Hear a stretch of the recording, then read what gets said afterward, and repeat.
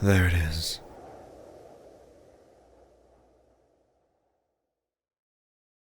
When you think of Scratch, what do you think of?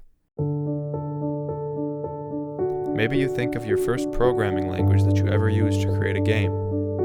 Maybe you think of all the tutorials that you've seen on YouTube throughout the years. But let me ask you something. When you think of Scratch, do you think of mystery, the unknown, horror, and terror? No? Well, let me tell you, that's not what I think of. And if you continue to watch this video, you will too. This is the Scratch Iceberg. Let's see how deep it goes.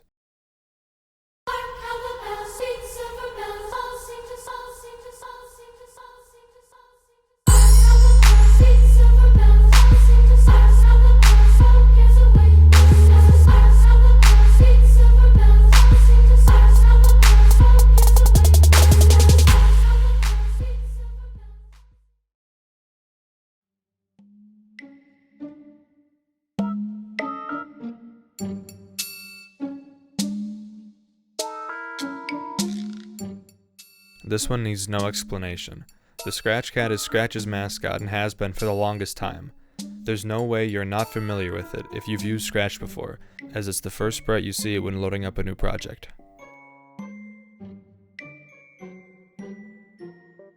Before vector graphics were introduced in 2.0, bitmap was the only option available. Bitmap can still be used in the current Scratch clients, and some projects still use it to this day. Some projects on Scratch have been manually removed by the Scratch team. Those projects are often replaced by a sprite of the Scratch Cat explaining why the project was removed. These projects are still very easy to find. If you ever see a username on Scratch followed by an asterisk symbol, it means that it's one of Scratch's staff accounts. Glitched and hacked blocks are blocks that provide functions that are not accessible by normal means on the Scratch editor, one of the most popular being the Enter key. This one is pretty self-explanatory. Scratch is used a lot in schools, therefore you can find a bunch of school projects on Scratch. There's one on my DK minigame account right now that you can play. Scratch's website has a bad word filter. It is triggered by commenting a blacklisted word. One of these words that I find rather weird is Discord.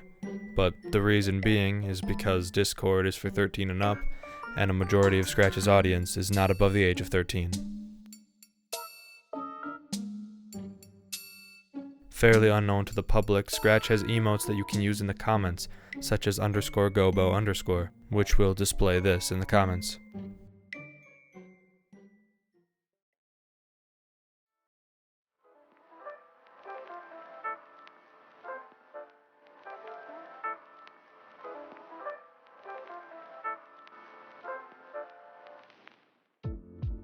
Roleplay studios were studios made with the purpose of role-playing. These were popular in the late 2000s and early 2010s, with the Warrior Cats and Sonic fan bases being huge at the time. I'm pretty sure they still exist to this day, but they're nowhere as big as they once were. I've tried to find them myself, but I've had no luck. This entry refers to those projects made with the purpose of being remixed to add your own character to an existing scenario or story. They were big back then, and they're big now. Add yourself projects are part of Scratch's history, and they're here to stay.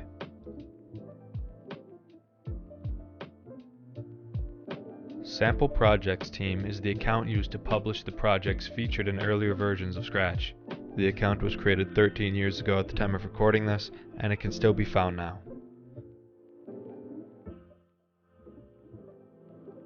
Squeak is the programming language used by Scratch up until the release of 2.0 in 2013.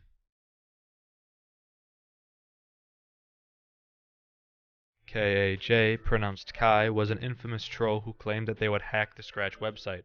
A lot of people still believe that this is a real hacker, but it was just a prank.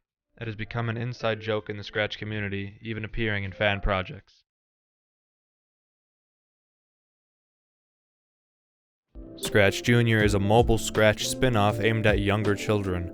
It's also worth pointing out that the app's mascot is a younger version of the Scratch Cat. It can be downloaded for free right now.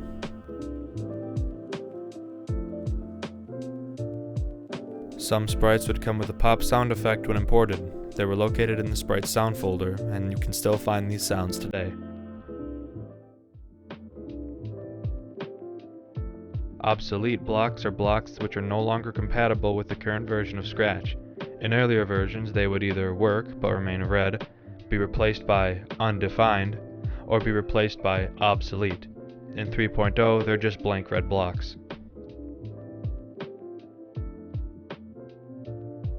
Before Scratch had an HTML5 player, it had a Flash player. Before the Flash player, however, was the Java player. To run projects back in the day, you would either have to download Java or Flash. Nowadays, all it requires is a computer and a good browser. Weekend is a project by Under SMH. It is the first public project on the website. It's considered to be the first project ever published. However, that's not true. More on that later. Scene creators are games that allow you to create your own story with characters from different franchises and series. They originated on Newgrounds many years ago, but since then people have managed to create their own versions on Scratch. They're still very popular to this day.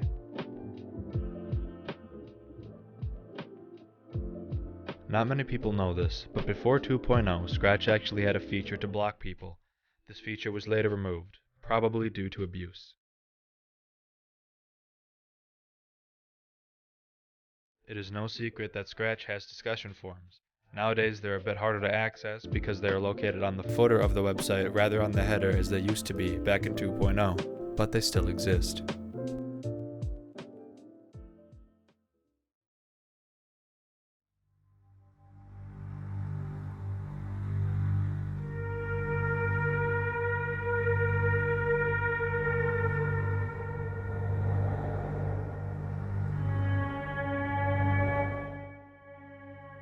People absolutely hated Justin Bieber in the early 2010s. No matter where you went, there would always be someone complaining about him. Scratch was no exception. Except in Scratch, the community made games you could kill him and beat him up, among other things. I'm pretty sure these type of projects are no longer acceptable nowadays, but some probably still remain on the site and can still be seen.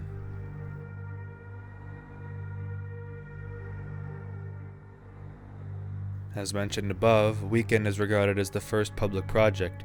While it was originally published in 2007, if you check the project now, it'll say it was published in 2015.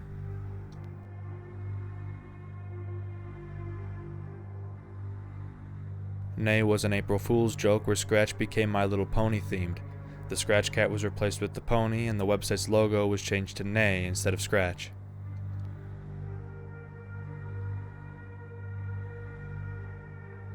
Pico was a new default character introduced in version 2.0.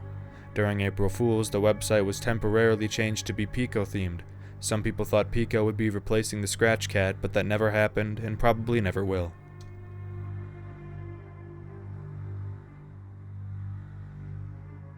Botted projects are projects that have been favorited, and view-botted. Pretty much every website has had a bot problem at some point, and Scratch is no exception.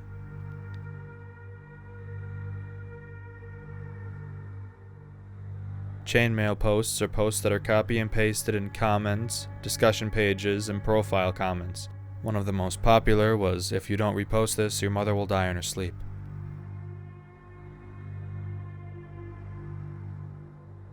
Net Scratch was an experimental version of Scratch based on Scratch 1.0.1, which was never released.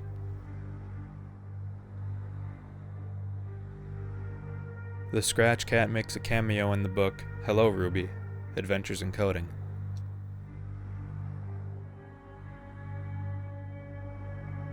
Not many people know this, but before the Scratch cat was chosen as Scratch's mascot, Gobo was going to be the official Scratch mascot.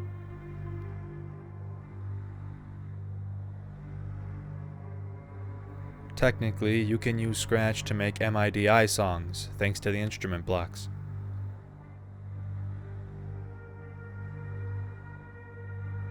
2006 sample projects are projects that were made before the public release of Scratch.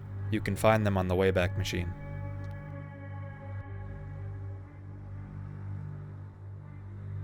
You may have noticed that some really old projects, such as the iconic Weekend, play corrupted static noises instead of what they were supposed to play years ago.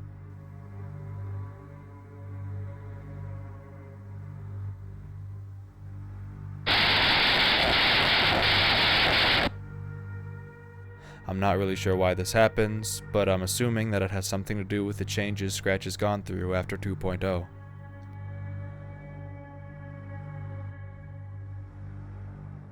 Yes is a blank user. No profile picture, no projects. Despite user Yes never having used the site, they were suspended, and going into their profile now will result in the infamous 404 error. Thank you guys so much for watching the first part in this new series. I'm very excited to continue it, and I hope you are as excited as I am to watch it. I put a lot of time into this. I know it doesn't seem like it. I've spent multiple months on this project, but then again, I had to do research on each one of these topics. Editing, I'm very slow at, and I've also been losing motivation to make it a lot, but that's besides the point. I hope you enjoyed the video. If you did, why not subscribe? It helped me out a lot. Also, like the video. Check out all the links in the description. Check those out too if you're interested. Thank you guys so much for watching, and I'll see you in the next adventure. Peace.